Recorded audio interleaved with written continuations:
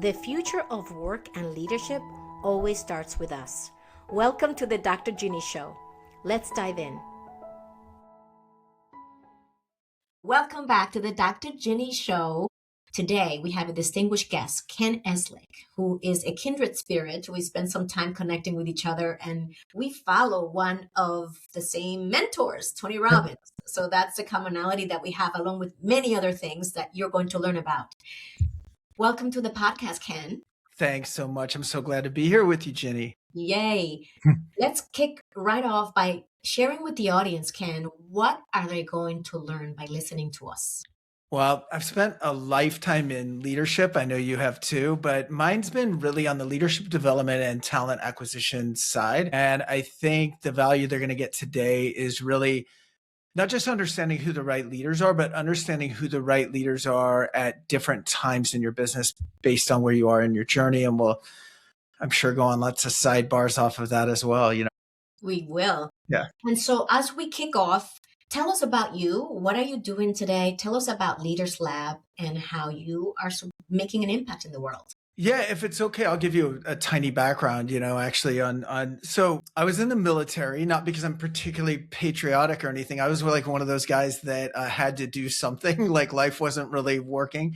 And so joined the military, started a company, sold that to a Fortune 500 company and kind of rose through the ranks there and became like a national VP and all that stuff, which all sounds great until it all came crumbling down. And that's what actually led me to the Tony Robbins environment. So kind of went through that whole journey of being a student in all the programs and eventually becoming a leader in those programs. And I think what I struggled with, and this is what we try to help founders with as well, is identity, losing the big corporate job, the 1,000 people in your down chain, the title, the money.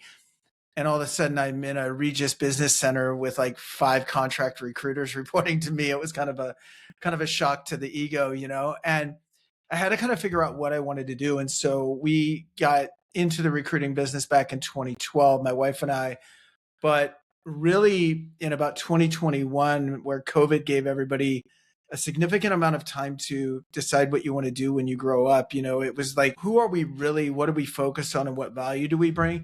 And that's when we started the Leaders Lab. And so the Leaders Lab is really focused on helping founders and enterprise leaders bring the talent in that they need to scale up their company or their section of their company. And for founders, eventually we help lead them to selling as well. So like a financial event at the end. I saw that not only do you help them while they're running the business, but you also help them with the sale of the business. Yeah.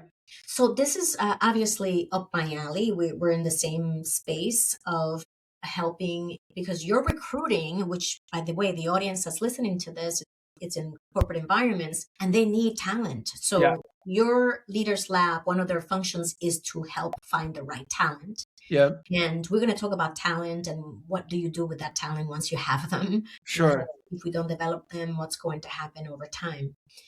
Currently, what is one of the major challenges that you face at the Leaders Lab in the business? What are some of the biggest challenges? I mean, I think what we're facing right now, it's really interesting. I mean, one of the challenges is also the biggest opportunity in a way, which is AI and doing more with less. And you see AI enter the recruiting space in a big way. And I think oftentimes not for the good. And there's a lot of good with AI, but I feel like recruiting and talent and what you do in leadership development, it's a hands-on game. You know what I mean? It's not let's put it out to the bots to take care of, right? So in an industry where, if you think about it, before AI, if you asked anybody that was recruited by anybody, directly by a company, directly by a recruiter, and if you said, do you think your experience should have been less personal or more personal? I mean, they would always say even more personal, right? It's a very personal kind of transaction, but AI has come in now and take something that already people would have thought should be a more personal experience and made it less personal. At the same time, Ginny, there's all these advantages to sourcing candidates, finding people, right? But it doesn't change relationships, right? Like you still have to have the relationship. So for us, it's increasing our capacity, scaling the company, when you ask what our biggest challenges are right now, while improving the candidate experience at the same time. And I think AI can do that if it's used the right way. So let's let's go into that. What is the right way? Because I know every business is being challenged today to transform around AI. I love the distinction you're making around the human connection, the Yeah. human touch, the fact that the recruiting business was already considered to be pretty detached and transactional. Yeah. Now we're making it even more transactional. So eventually there has to be a balance or an integration. And I know that I see AI as a partner. Yes. Literally, I just finished a session with a client. We were creating some lead generation marketing content and for her agency. And I was sharing with her my screen, and we were doing the prompts together and getting the results and tweaking the results. And it was magical. We Yeah. were able to accomplish so much in so little time. And I used AI as our partner in brainstorming and helping us accelerate the creation of this content for these emails and other things that we were creating. So that's how I'm using it. So when you say the right way, how do you envision that being? And I think maybe this does apply across industries, is never let technology take the place of a human connection or an opportunity to be connected. The world is starving for connection right now. I think the phone call is going to make a comeback. You know what I mean? Like, I agree. I think we just want to know, like, am I talking to a real person? Am I, is this message coming from, because AI is getting so good at writing messages. So when I see tools like, hey, skip the first interview, just chat with our AI bot online. I mean, stuff like that in any industry. I'm using mine, but in any industry. So if you took what you guys did, which sounds like really great use of AI, it helped you strategize, helped you get some content together, things like that. Then people go, well, what else can I do? And it's like, can I just not be there and have AI do it for me? That's where I think it becomes a problem. So in our business, the opportunity is the same as you're using it. It sounds like in yours, it's in the research, it's in finding candidates. I was talking to someone earlier today and they said, what makes a good recruiter? And I said, I feel like anybody that's worth their salt in recruiting can recruit based on hard skills. And what I mean by that is I'm looking for a chief revenue officer that has experience scaling a company from 20 million to 100 million. They need to be in Chicago. They need to have an MBA. They need to be in SaaS or whatever. That's easy. Those are fields in a form that we can fill in. The engagement, the testing the EQ, looking at someone's existing team and what the dynamics are and how someone's going to fit into that, those are what's still critical and human led. Absolutely. And I know that the recruiting process itself, at least in the companies where I worked, was very extensive and Yeah. long and involved. And Yeah. people came back 6 times to the point where some people actually left the Yeah. process. They're like, you know what? I've had it.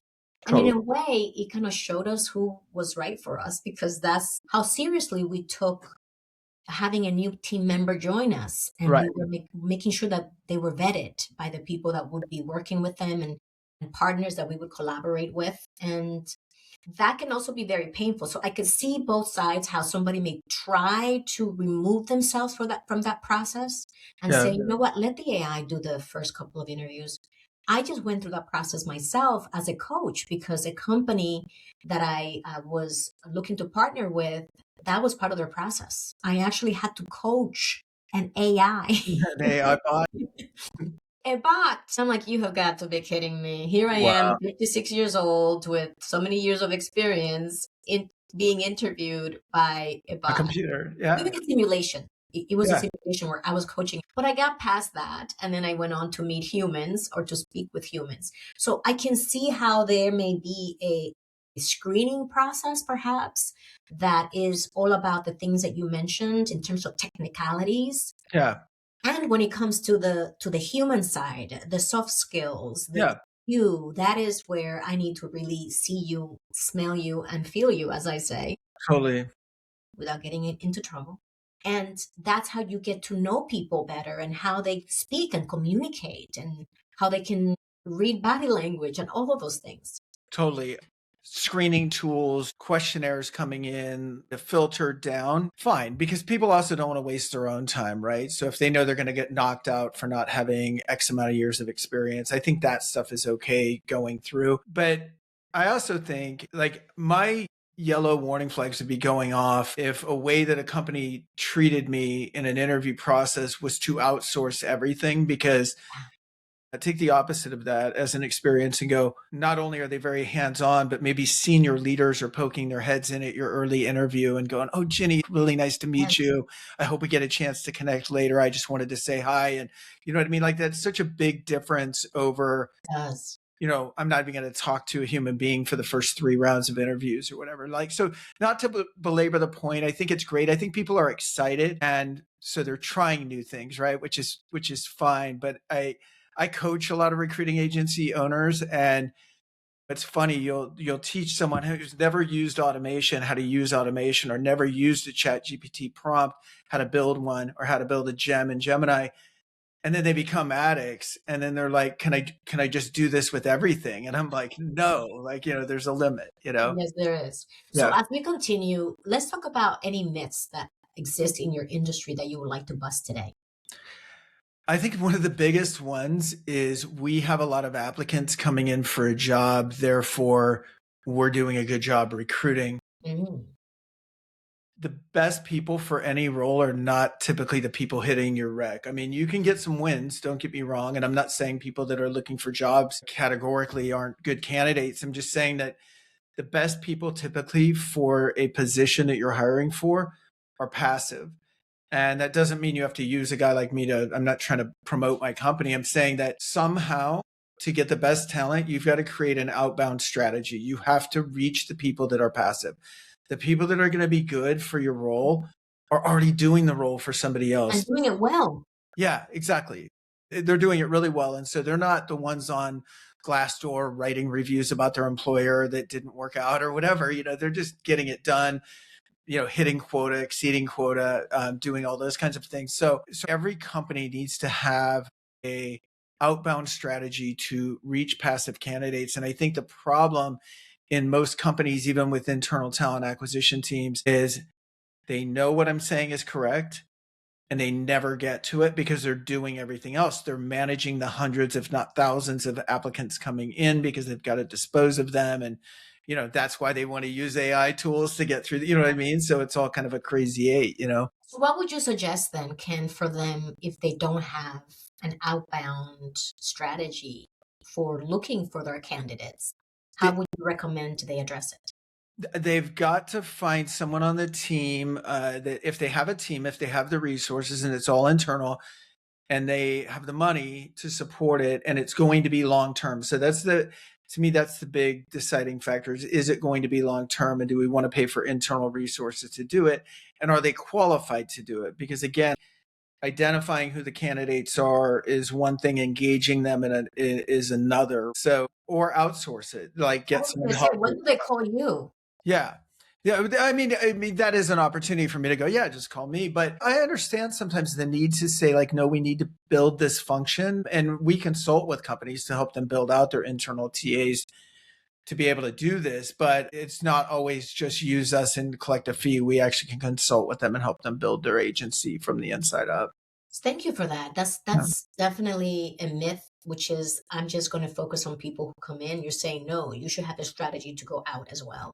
Yeah, I mean, if you just think about it, Jeannie, think about any sports team, any sports league. Would you just take the players for your team that are available because they're not on another team right now? You're going to the free agent market, right? You're going, where's Ronaldo? There is a chance that there's someone unsigned Hmm. that you can go get, right? So I'm not saying dismiss all the inbound talent. I'm just saying 90% of the time, the best people you're not going to see them. So don't rely on just the inbound. No. And when it comes to challenges that you see in your clients are struggling with, what are the biggest challenges you see these days? Trying to get an organization to a level that it hasn't been at before, with people that have also never been there before, or leaders in Tell particular. me more about that. Tell me what that entails. In a nutshell, and then we can dive in deeper, but like the $20 million company wanting to go to $50 million, but all of their leadership team, which I'm not advocating getting rid of them at all. I'm advocating adding to that leadership team. All of that leadership team has been with the companies from the ground up. No one's been to the promised land. And so what happens to a lot of these companies that are scaling is they hit a peak that they can't get over because no one's been there before. They don't know what it looks like. They figured out how to get systems and people and structure and everything else to get them where they are today, but not where they're trying to go. And so founders are guilty of this a lot because it was their baby. And at one time they did every single job. And I'm sure you helped them a lot with this, Ginny, is like identity and having to change that identity literally or displace it of I'm the person that does everything and I know everything to, you know what, I was great at inventing a service or a product or whatever. And I'm okay with sales. I certainly did a good job getting it to where it's at right now, but maybe I need to bring in a chief revenue officer or a product officer or a human resource, whatever that key first hire is. That's a big one. Well, by the time this is published, this podcast, I would have already hosted the 2026 Game Changer Leadership Reset. And one of the things we discuss and we'll triple click on is identity. Yeah. Identity is such a factor. It's an invisible force, the way that I describe it, in that the identity creates the beliefs we have about ourselves and others. As you know, from our mentor, Tony Robbins, it is the foundation by which everything in our lives is shaped. And so if we're not able to upgrade, and this is for everyone listening who may be promoted, maybe running things, usually what I notice in terms of challenges is that people get promoted, but their identity does not. That's such a good way to put it. I love the way that you put that. Like if you don't upgrade your identity to match your life conditions, literally you'll take yourself down, like subconsciously. You'll literally be like, I don't belong here. Absolutely. And so the imposter syndrome kicks in, all of the negative things that fall out from not having the right identity in the right seat comes to life. And if you are a leader who has been promoted to wherever you want it at that stage of your career, and now you're ready for the next level, and you're wondering, I've been sitting in this chair for so many years and I don't see anyone pulling me up.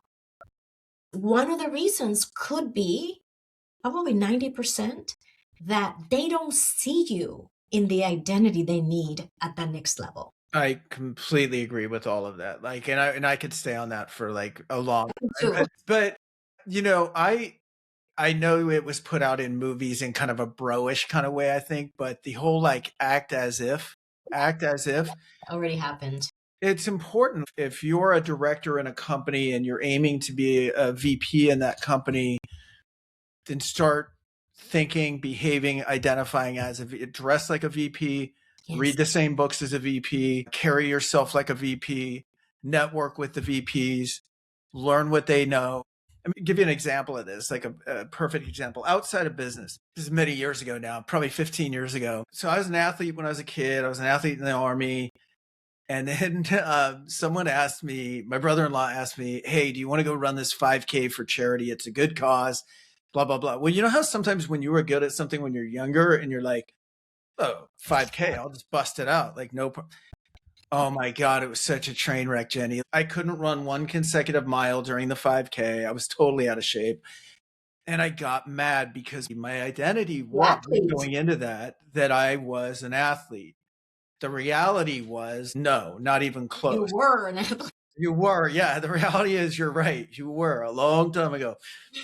So then you're at this crossroads where you have to make a decision. Do you change your identity and lower your standards, or do you step up? And is that even a possibility anymore?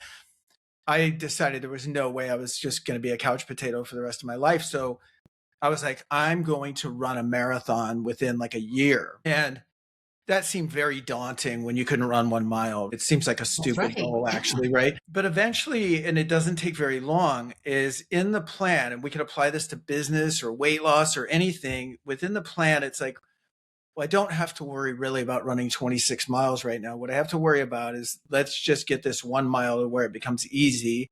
And then I'll do 1.5 miles, and then I'll do 2. I can tell you by like the time I just got up to like a 4-mile run, which maybe took a month, my identity already shifted to I was a marathoner because I was on track. It was a plan, and all I needed to do was execute the plan. So months before running the marathon. I knew I would run it. I knew I would do it at a good time, and I did, you Yes. know? So, but it's all around that identity. And so that's a lot of the work that we do. I know that you do it too with your founders, is the work with the C-suite and the executives is to usually you were an excellent individual contributor, you were an excellent manager, you were an excellent senior leader, and now you're an executive. Yeah. And you're playing with the big dogs Yep. and you're expected to think a certain way and behave a certain way and strategize a certain way. Yeah. So if you are struggling in that realm, look at the identity and don't try to fix it by yourself, because I know you and I as coaches, we understand how much a coach helps us in so many ways to Yeah. accelerate and to do it in a way that it helps us acclimate as we're doing it instead of jarring your nervous system in a way that feels so daunting and anxious and uncomfortable. So there's definitely tricks that we have in our bag that Yeah. we can share with you so that this acclimating to this new identity happens in a very organic way that supports you while also making it a little faster than it would be by yourself and much less painful. I think it can be a lot faster because I think in some companies, Ginny, the work that you do, let's say let's use that same analogy. So director to VP, they're going to VP type meetings, but let's say that identity hasn't been established yet, right? They're struggling with it. They're being considered for promotion. There are times, like right or wrong, it's just human nature where if enough people have seen you and it hasn't happened yet within that company, it's not going to. It's just not going to. They've been like, well, he or she has been in the room enough and we've evaluated them and it's just not happening. And like, I think in corporate America, like once they branded you as like unpromotable, it ain't happening. Not there. It doesn't mean you're not good. It means uh, it would be very unlikely for it to happen there because they've already decided that your personal brand, the one that you exactly, exude, is X. So for exactly. you to now become the person and make that transition, we have to now work with changing all of these people's perception. Yeah, now you have negative bias to overcome, whereas before you were just, newly being considered, right? It was almost better to be it is better to be a blank slate. So speed is not just good because it's speed and it goes faster. It's good because you have a window of opportunity when you get promoted, to prove yourself. And if you don't make it within the window, like we're saying, like So speed is important. Speed is super important. critical. Speed not in being at the finish line right away, but certainly in progressing towards something that everyone can see, Taking the right steps and Yeah, people seeing progress along the way. You don't have to be able to run the marathon, but right. at least they can see you can run 5 miles. Yeah, they're going, hey, it was 4 last Just week, it's 5 sequential. this week. He's on track, right? Yeah. Exactly. Congratulations, first of all, on doing No, that. And I know it was a long time ago, but it's still very relevant. And it speaks volumes to the approach that once we set a goal, it's easy to say, it's too big. I'm not going to do that. But if you were to break it down and say, wait, if I can't do that, what could I do today? And I think that's important to stay focused on the things you can control today. I agree. I mean, I think that's why people don't complete things is because, it's like if I had 50 pounds to lose, Mm. it's like 50 pounds. Oh my God. Oh my God. What difference is this bowl of ice cream going to make right now? Or if I don't hit the gym right now. But if we just broke it down and went like, well, really all I have to do is do my 45 minutes of exercising, reduce my calories from 2,700 to 2,400. Yeah. And all I need to do is just follow the plan today. And Yeah, tomorrow I today. follow it tomorrow. Once you just get that momentum going of a habit, which typically, I know there's varying opinions out there, but for me, it takes about a month of doing something Mhm. in a consistent way. That's when the identity kicks in because it's like, we can do this forever. We can maintain this pace forever. Yes. And that's something else too that I find during coaching. People think, oh, I'm going to do this new thing while I'm with Ginny, but then I'm going to go back to what I used to do. Well, no, no. The Right. whole point is this is the new you. This is Right. no longer the way you operate. That Right. was the old Ginny. This is the new Dr. Ginny. And so it's important to know that we are evolving. We Yes. are becoming, and we are becoming the better version of ourselves, not from a place of lack, from a place of abundance. Because Yes. as humans, we get to live all the different lives that are within us. And we know they're there because we have many different interests. Totally. I mean, what would there be if we weren't constantly growing? And I know some people don't, but you see the result of that. And who wants that? So I think the idea of, radical self-awareness, always getting better, and then surround yourself with people that can help you get there quicker, like we're talking about. And speaking of getting better, when Yeah. you zoom out and you look at the skill sets that are most needed right now for leaders, what would you say those are? I don't want to make this sound like too basic or buzzwordy, but I really do think, first of all, radical self-awareness to me is just the most important thing in the world. But in terms of like how you approach other people, I think just your emotional, your EQ is critical. We all think we're like special with our like skill sets and everything. It's not your skill set that makes you special. And that's also not what makes you a leader. It's the ability to connect with people and genuinely care. I just think it's rare right now. There's a lot of playbook runners, there's a lot of people who can sort of execute over a period of time. I don't think there's that many people or a high enough percentage of leaders that can create an environment that inspires and motivates people. As a leader, we're not responsible for motivation. Motivation is an internal thing, but we can create an environment that fosters it. And I think we create that by, vulnerability, trust, the ability for people to make mistakes and correct those mistakes. And I think there's a shortage of it, a big shortage of it right now. Yes, I agree that radical self awareness, which is part of emotional intelligence, is Yeah. critical for anyone in today's world to be self-aware and Yeah. then self-aware about the people around you and the teams that you're leading and what's happening and just keeping your eyes wide open. And as a result of this, what would you say is a really great opportunity right now that people have?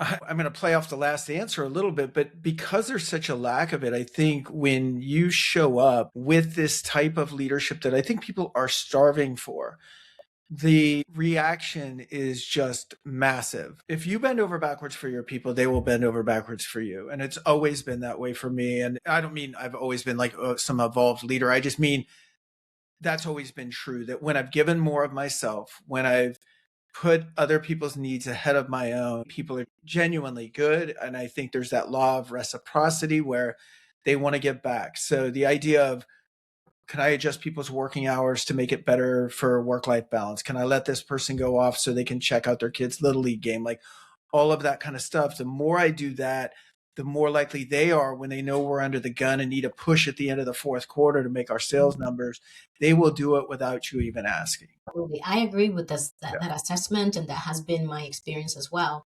Before we go into the lightning round and have a little Yeah. fun, I Yeah. wanted to ask you about development. We talked earlier about you help companies find the right talent. Yeah. And we also touched on what happens when a leader doesn't realize that it's time to upgrade their mindset and Yeah. upgrade their identity, which goes along with their mindset and their beliefs. And part of that is you have talent that's been sitting there. How are you growing that talent? What is your take on how important and meaningful it is as a leader, senior leader, executive, to ensure that you have the right talent development strategy in place?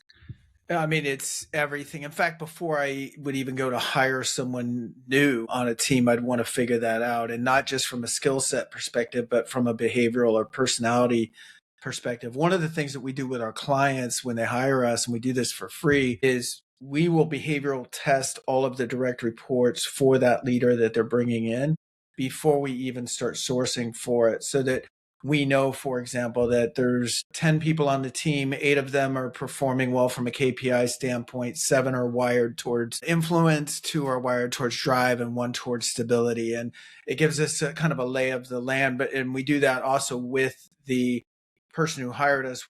We'll take their comments on how are things going in real life, right?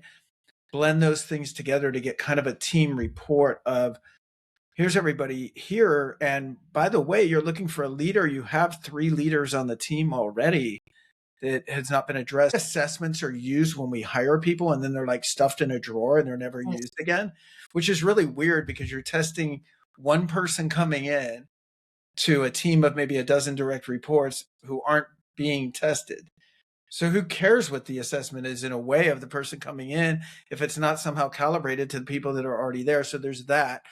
The other part is people need to know that there's a future for them or they'll go find one somewhere else. You also, as an individual, need to speak up and tell people what you want and ask questions like, what can I do and how can I get there? But leadership should also be proactive in this. And so this comes from timely performance reviews with real candid feedback about what's going right and what they need to do and what the game plan is and what is the path. And again, if you don't give someone that path, I think they'll just go find it somewhere else. And I agree with you in terms of it has to be owned by you. Your career progression, your career growth, it needs to be owned by you. If you have a good leadership team, they'll co-own it with you. They will create the opportunities. They will remove the obstacles. And you can never blame anyone for your career stalling. No, that's true. And I think leadership, hopefully, when it's running right, provides an environment for people to feel that it's okay to speak out and express what they want to do. But if there's a lack of that as the individual, you're still responsible for your own success. And if you can't find it within your existing company and no one's hearing you, then yeah, maybe it's time to move on. What I always say is don't move anywhere before you address whatever it is that you can control. Totally. Otherwise, you're just going to be doing it over and over again. I'm just changing your geography and you repeat the same patterns over there. Yeah. This idea of like, I was waiting for someone else to tell me, and a lot of times that's based in the foundation of I'm doing great work. Someone should notice me. And it's like, okay. I mean, if that's how you want to play your career is waiting for other people to drive it. It's handing over the steering wheel to someone. Yeah. It's like codependence in a way. You're waiting on someone else to do something to make you feel whole. It doesn't make sense. It doesn't. Well, Thank you so much, Ken, Sure. for sharing all the highlights of today. And as you listen to the podcast, I hope that you're finding this content valuable so you can share it with your colleagues and your besties and help us spread the word. Let's go into the lightning round. This is my favorite part of the podcast, in addition to all the golden nuggets we just dropped, because we get to play and be like kids and be creative. So, Ken, what would you tell your younger self? Focus more on people and less on short-term goals. So I'm very high D, very goal-oriented, which is not a bad thing. Got a lot done, but people are where it's at. If you can build great teams, you'll be successful long-term. Focusing on relationships. My number one strength is connectedness. So if I don't feel connected in the spaces that I'm in, I don't feel like I belong. I hear you. I got really lucky. And every time that I didn't feel connected to my work or to the projects that I was working on, I typically did not have that. Yeah. And think about it from a leader or like if you're a company owner, if all of your success is built on KPIs, it actually never ends. It's the definition of not being fulfilled because you hit a goal, and what do you do when you hit a goal? You just set a new one. Yeah, you just keep setting new ones. But if it's around relationships and people development, there's something so much richer there based in contribution and service, and growth, which is always fulfilling. And I know many of the people who are listening already get this. Those of us who are still in the trenches, not understanding whatever, right? Like dismissing that where the game is at, it's in building relationships. Totally. And there's research to validate this everywhere, that when people are at their deathbed, they're not saying, geez, I wish I would have hit that KPI. No, you'll never remember it. Remember that year we raised EBITDA by 8%? Like no one talks like that. No. But you do remember, there's a kid, I remember, this kid's 45 now. When he was 22, he was a senior at Vanderbilt. And I remember meeting him on the college campus and just saying, like, you're going to come to work for me. And that guy's a senior VP with a Fortune 500 company now. And I'm not taking any credit here. I'm just saying I got to be part of that journey. That matters to me. His parents send me Christmas cards. That matters to me. But I can't tell you what we did in fiscal year 2 years ago. It's not important. I remember closing the door and having really heart to heart conversations with colleagues about what they were going through, whether it was the project, the Yeah, situation, the family, the whatever. I yeah, remember those moments. They're like imprinted in my memory totally. across the entire company. And that was probably what made me want to go to work every day. I Yeah, felt a sense of community, and there was the culture that cared, yeah, and there were leaders who showed that they had the vision but also that they were human, and all of that combined just creates this beautiful stew of yeah, just you want to have a bowl of that. yeah. It's because it's real, it's real and it gets inside you. It's we're wired for that connection. You know that Yes, you and are. we're wired for that. KPIs, when we look back on them, they were almost like go back to the marathon and go, do you remember mile 6.5? It's like, No. no, it's all just part of the experience. They're just like little markers and they matter. They let us know if we're on track. They give us feedback. Yes. That's all they are. It's like an airplane going on autopilot and getting back into, it's just like off course, on course. Yes. Right. That's all we'll remember is the relationships and the experiences. So much for the lightning round, Yeah. because we Sorry. went right into the conversation again. Sorry. I'll pull us right back. Okay. And the next question for you, Ken, is if you had no limitations on time, resources, money, what projects would you take on? Like, what would you do? I thought of something about a month ago that, and I'm not trying to like brag about my own idea. And I know this is lightning. I'll be fast. Because we talked about this earlier, but this idea that we're talking about where behavioral assessments sit on one side of leadership and KPIs on the other, I think is so weird. Like we have all the information and I'd love to see something on a global level combine those things where we actually talk about people's makeup in the same way that we do KPIs so that we understand because personality diversity is just as important as cultural, gender diversity, everything else. And we need all types of people. We need to understand who we're working with. So if I could somehow make that widespread, I would love to do it. And this, it goes back to self-awareness, the part that we would all be self-aware about how do I show up? And then Right. how does we collaborate? How Right. are we meshing or how are we colliding? Thank Totally. you for that, Ken. So the last question is, Yeah. what is the best piece of advice you've ever received? I'm only going to say this and it's going to sound so basic, but I'm going to say it because it's repeated itself in my head for like ever since I heard it is everyone that works with you, everyone that works for you, if you want to look at it that way in a down chain, needs to know what's expected and where they stand. And I know it's basic, but I think like the simplest things sometimes just permeate because I think about it all the time. Do they know what's expected? Do they know where they stand? It goes back to earlier. Do they have a vision? Do they understand where their career is going? And do they know where they stand? Meaning, do we have transparency in our systems? Because they can know where they're going in terms of where they want to go. But if there's no scoreboard to look at, how do you even know where you stand right now? So I think those two things I'm constantly obsessed with helping people that are in our organization to understand what's expected and where they stand. And that not only highlights your EQ because you are self aware, but now you are talking about social awareness, which is understanding where they are because you're questioning, do they know what's expected and where they stand, which means that you're watching. Yeah. Yeah. And I think when you're doing this right, if you walked up to somebody in your organization and said, how are things going? And they, after some chit chat around, the weekend or whatever, but if you ask how it's going from a business sense, and if they do know what's expected and where they stand, and think of someone in sales because it's easy to quantify, they'd go, great. My goal this year is President's Club. I knew I needed to be at 72,000 in weekly installed business by March 3rd. And I'm actually at 75,000 already. And it's only February 24th or Yay. whatever, right?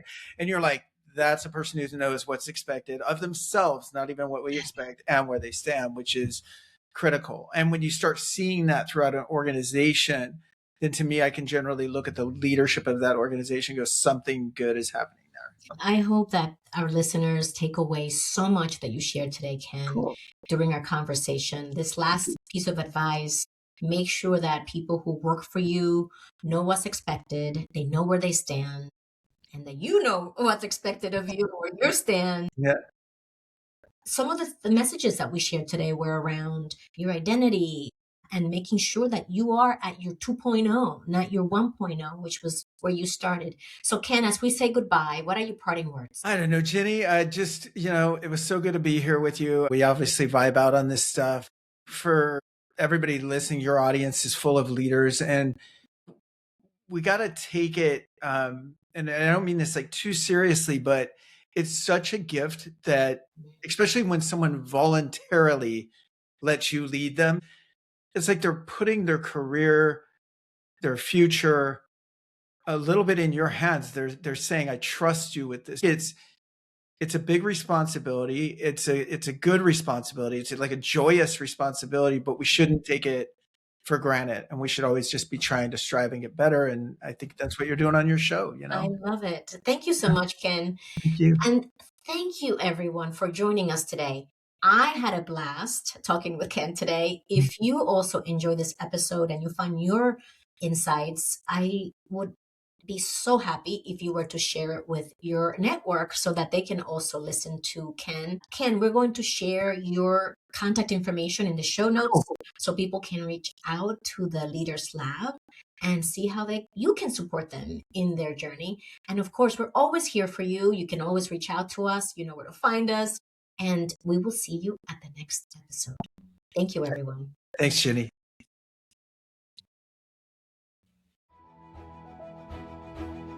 If you enjoyed today's content, I appreciate your review so others can find us, and share it with your friends. And to stay in touch, join our community to receive valuable strategies and expert advice at drginnybaro.com. See you soon.